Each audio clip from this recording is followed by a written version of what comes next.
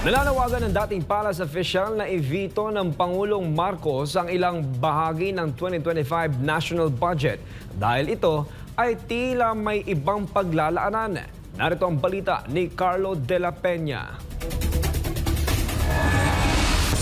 At alam po ninyo, yung ginawa nila dyan sa national budget, talagang kitang-kita mo na tinanggalan nila yung mga masiselan, mga sensitibong departamento gaya ng Department of Education. Sa saligang batas, talagang dapat yan ang number one mo. Nabibigyan mo ng budget. Pero tinanggalan mo ito. Ilang bilyon. Laki. Tinanggalan mo rin ng DPWH. Tinanggalan mo rin ang CHED. Tinanggalan mo rin ang Department of Health. Pati Department of Agriculture. Ito yung mga nagbibigay ng serbisyo na kailangan ng ating mga kababayan.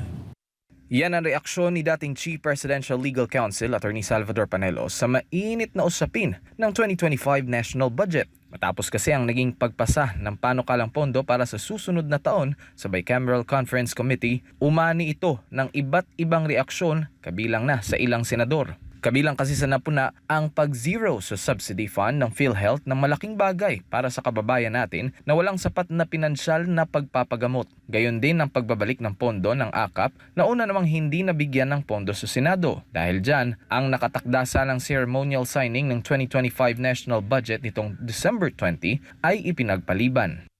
Kaya itong si Presidente Marcos Jr., supposedly pipirmahan niya na, di ba? Nagbago isip niya. Kasi nga, talagang masyadong obvious, masyadong kitang-kitang ebidensya na nanakawin lamang yung mga nireprogram nila para sa eleksyon. Kaya naman ito ang naging panawagan ni Panelo kay Marcos Jr.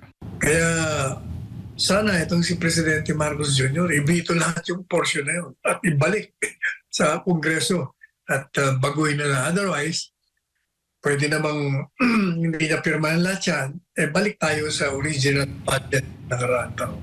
Kung si Panelo naman ang tatanungin, ang nais nito ay maibalik ang pondo ng PhilHealth at dagdagan pa ito. Sa ngayon patuloy pang pinag-aaralan ng palasyo ang panukalang pondo sa susunod na taon. Para sa Diyos at sa Pilipinas kong mahal, Carlo de la Peña, SM9 News.